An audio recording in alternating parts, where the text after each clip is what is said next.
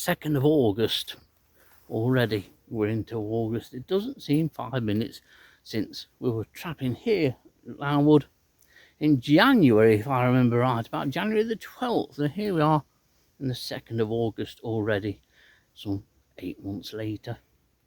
And I've come out this evening and wasn't sure where to go. My original intention was to go to Besthorpe Nature Reserve, but with Besthorpe being open and exposed to the slightest breeze, I've opted to come at the side of Lound Wood here. I will get some shelter once I've decided where I'm going to actually set the trap up, and so I've come here for a couple of hours, see what turns up. We do have a largely cloudy sky. It is only thin. They actually forecast a touch of rain in the early morning hours, but I think that's a bit fancy for myself. As you can see behind me, everything is parched and dry. So, time to decide where I'm going to set the sheet and the light up. And then it's cup of tea time.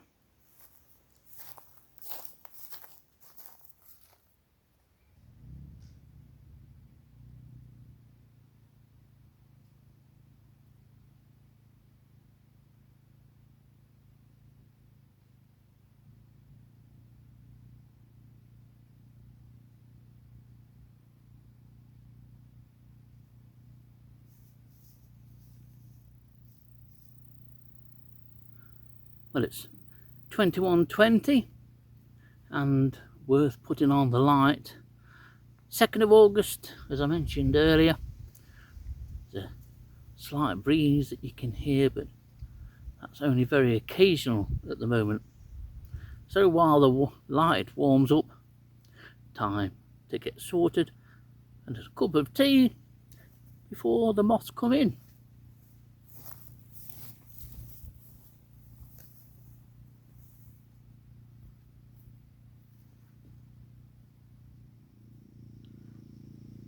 Well, it's a lovely evening for running the light. We should get a decent species list. I looked at what had this around this time last year, and I did trap here on the 10th of August and had a good species list in 2025. Whether I get the same or not, I don't know. I would like maybe to get a couple of species of migrants. Last week I did have a vestal at the side of Eakring Flash while walking around during the day. I was surprised to see that. That would be nice for vestal to come in. They're always very special because they're not common at all or even regular, nowhere near annual. Well, not to my light anyway. But we'll see what's going to turn up. The sky is slowly darkening. Some nice cloud formations this evening, but a lovely night for getting out for a couple of hours and sitting by the light. I think my decision to come to Lound Wood and trap in the shelter of this western side of Lound Wood has paid off. Had nothing rare or unusual in, but there's 1 or 2 micros that have turned up, and I wasn't expecting a lot in the way of micros, because if they're flying anywhere out of the lee of Lound Wood here, they're going to struggle to get anywhere near the light, as attractive a light as it is. So I've got 3 micros that I don't trap very often, to be honest. One is a Lucita hexadactyla. There's a nice name for you to play around with. And for years it was known as the 20 plume moth, but then someone must have got bored and actually counted the plumes which make up the wings. The wings are like almost made up of feathers, and he counted them and decided that there wasn't 20, so it's now called the many plumed moth, as if people haven't got better things to do.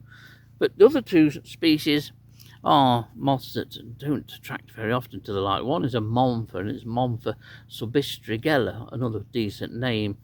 But we have trapped it, Dillis and I, over the years, a number of occasions, but it's not commonly recorded at light and is easily missed in amongst a range of flies if you get plenty on a particular night when it turns up. But the other species is a delightful little tortrix, and it's Ancyllis badiana. Now if you go with a net during the afternoon or early evening and find somewhere that's rich in flowers, form a pit-top for example, you've got every chance of catching Ancyllis badiana.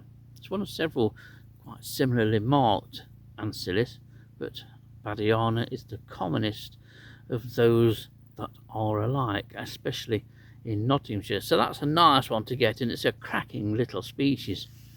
So we're doing quite well on the macro front. Not much at all, to be honest. So we'll see what comes in, and the sky is now dark, so I can switch the GoPro off. But it's a nice little session and quite pleasant. But if I'd have gone to Besthorpe, I would have been bemoaning the fact that it was breezy, if not windy. But here, it's ideal.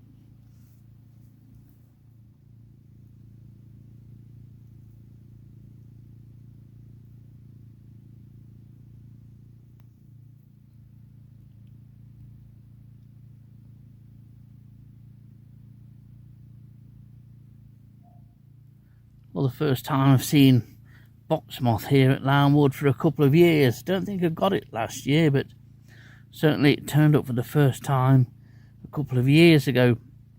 It's ravaged the one and only box tree that I have in the garden, which now has to come out thanks to the larva of this moth. The moth itself is an absolute beautiful thing. It really is.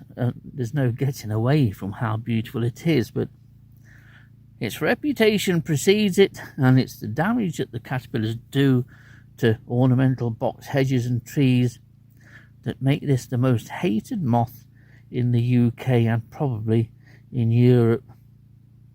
It arrived in Nottinghamshire only a few years ago and is rife throughout the county now. But you have to admire the beauty of this moth if you put aside all your prejudices against it. What a thing. But it's an unwanted thing. Well, I apologise for the continuously barking dog at the nearby farm. Don't normally get that. But there aren't that many moths coming in. And there's a yellow shell just knocking about there. That's new for this evening. And yet, we're on to a good species list. We're probably touching about 50 species. Certainly getting very close to that. And there's some nice moths that have come in. The majority are micros. But as you can see, it's not overrun with moths. But there's plenty to keep checking, and as I mentioned, I've had a couple of nice species that have come in. It continues to be very pleasant. I think the temperature is 18 centigrade. It might have gone down to 17 now, but it seems pretty much about the same as when we fired up the trap. So time for an update of the more notable species that have come in. Well, in many ways, it's a strange session, but a very nice session. Nothing spectacular, but a developing range of species, and that breeze appears to have died down a little bit, at least at the moment. It's as still as anything. And contrary to what I was expecting, the micros are coming in, but there's no big numbers of anything. That's probably the most unusual thing about this evening's session. The only species that we're into double figures is of Blastobasis adostella, and that's usually the commonest moth this time of year. If you do your micros, it'll turn up abundantly. But of the species that have come in, there are a few notable micros. We've looked at box moth, and that's notable for all the wrong reasons, of course. Recavaria lucatella, another one has come in, but a faded specimen compared to the one that turned up, I think it was here, or certainly missing car a week or so ago. There's several species of what used to be Cachilis, but then the taxonomists invaded the situation and they've got different names now. But Neocachilis hybridella is one, and there are 2 or 3 of that particular species. But a moth that is doing well this year and having probably its best year ever as far as I can remember, and that's Eusophera pinguis, which is a pyrrhid, and a very nicely marked pyrrhid too. And say it's doing really well this year, and I've had some good counts. There's only a couple tonight, but I'm sure that more will come in. But the best of the micros is Cryptoblabies bistriga, and that's a very nice species. It's occurred several times, and I do think that I've had it before here at Eakring. I do have one potted up, which is going home to be photographed, and then will be brought back here after I photographed it tomorrow. So that's a nice one to get. Let's have a look here. Phycotodes binavella, or words to that effect, and it's a beautifully marked one, very striking, a very fresh individual. That's turned up. That's another one of these sort of elongated pyrrhids, but a nice one to get. And there's several Phycotodes, and binavella is about the easiest of those to identify. And more moths are coming in. It's certainly picking up now. Light brown apple moth, Epiphyus postvitana, is also in. Let's have a look. Here's a good one if I can pronounce it. Aproerema antilidella. Nothing like that, to be honest. Aproerema antilidella, or lidella. Anyway, there's 2 of them in, and you can read it and work out what it is when I put the photos in. It's a species which turned up at Eakring a couple of years or so ago, and I haven't seen it since, but there's certainly 2 that have been in. It's nothing spectacular, it's just a sort of dark greyish moth. There's a hint of a creamy mark on the leading edge of the forewing, if I remember right, but say, nothing spectacular. In fact, the name's probably more difficult to say. I will have another go at it. Aproerema antilidella. That's about as close as I'm going to get, actually, with these teeth. So that's a nice species to get anyway. Let's just have a look in terms of the macros. The larger moth, only 2 lesser broad-bordered yellow underwings at the moment, and only 1 large yellow underwing. They might start to come in any time from now. But turnip moth is a species which is doing well this year and last year. I've never had so many turnip moths as I'm getting now. Only used to be an occasional species years ago when Dillis and I were trapping, but it's undergone quite a comeback in the last couple of years. There are 3 brimstones, or there have been 3 brimstones in. Dark-barred twin spot carpet while we're on the macros. But it's a very, it's an unusual session. There doesn't appear to be many moths at all, and yet it's as busy as anything on the sheet. There's always something to keep checking for and writing down. Common wainscot has just arrived. In fact, I think there's 2 of them. So I'll best get my pen out and my little torch.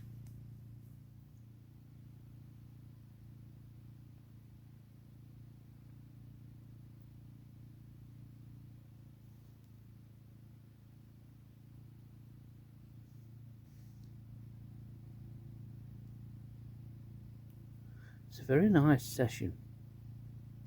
Nothing particularly noteworthy as far as I'm aware, but It's one of those sessions that you get a feeling in your water that something could turn up. Something very unusual or rare could suddenly turn up. It might not, but sometimes you just get the feeling for it. We're on 54 species, or 55, because bird cherry ermine has come in. It's amazing that of all the different species of ermines and the caterpillars that were around a few weeks ago, you never see the adults, not in big numbers. Didn't last year, haven't done this year.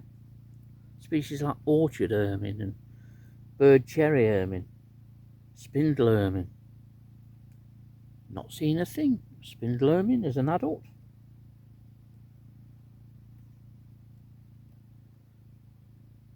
One could turn up this evening, but it is a really nice session. And say, just have that feeling that something could well drop in or suddenly appear at the light when I walk round to check something that I hadn't seen come in. Maybe a migrant species. Either way, this is a nice session. And when I show footage of around the light, you think, well, there's not a deal there, but it's mostly micros. Micros are, say, well ahead of macros. So we'll wait and see what comes in. So it is well over 2 hours now that I've been here. And so we'll give it at least 3 hours and just see whether anything else comes in. But the conditions are lovely. It's 16 centigrade still, so you can't really go wrong with that. But I suspect that if I was to go out of the lee of the western side of Lound Wood here, it may feel a degree or two cooler than that.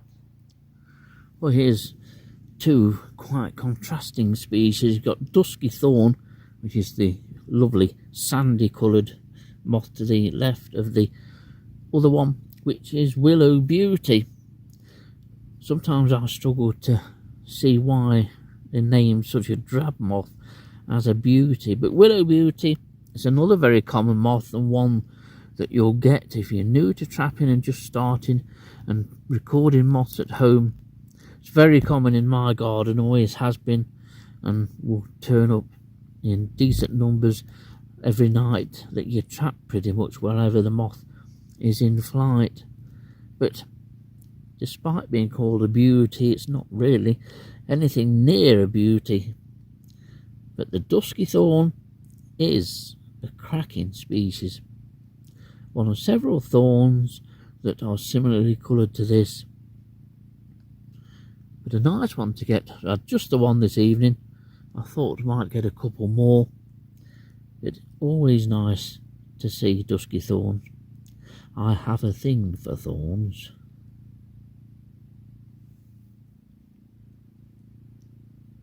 I was just looking at this dainty little oak hook tip. It's tiny, absolutely tiny.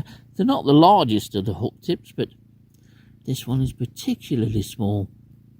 But a nice one to get, because it's not one of those hook tips that you catch regularly. At least I don't. Maybe 1 or 2 records a year. So this is a nice one for tonight's list, and nice to get. But it's notable for its small size. Well, we're approaching midnight. I'm going to give it till the 3 hour mark, certainly. I have a feeling that not a lot else is going to appear. The temperature's dropped, starting to feel cool now, and the breeze seems to have turned round and seems to be coming from more behind me, which is westerly. And there's a bright gibbous moon, which I can see occasionally now through the trees of Lound Wood, so that won't help things.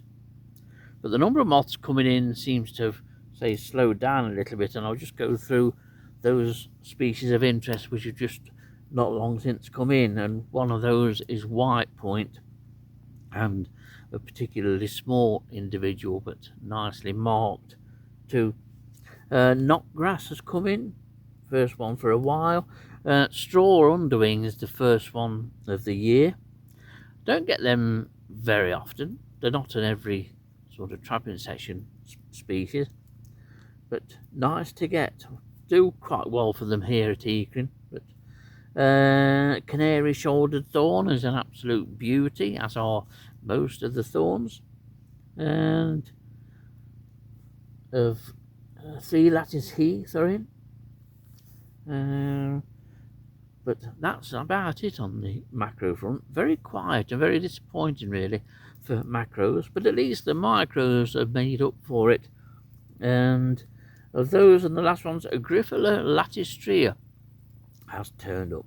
I'm not entirely sure whether that's occurred here at Eakring. It might be new for the Eakring area list, but I'm not entirely sure on that.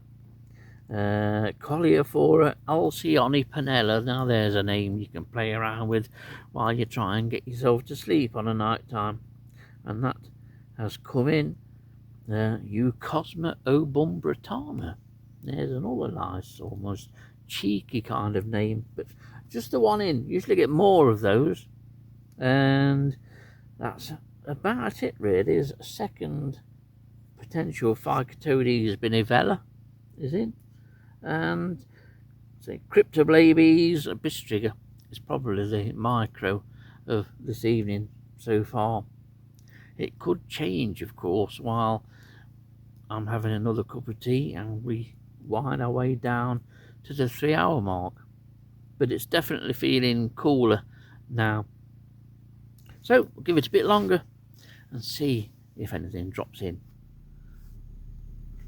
Well, time to finish packing up, switch the light off, and then we head for home. But it's been another enjoyable session, one which I've enjoyed greatly, but the temperature has noticeably dropped.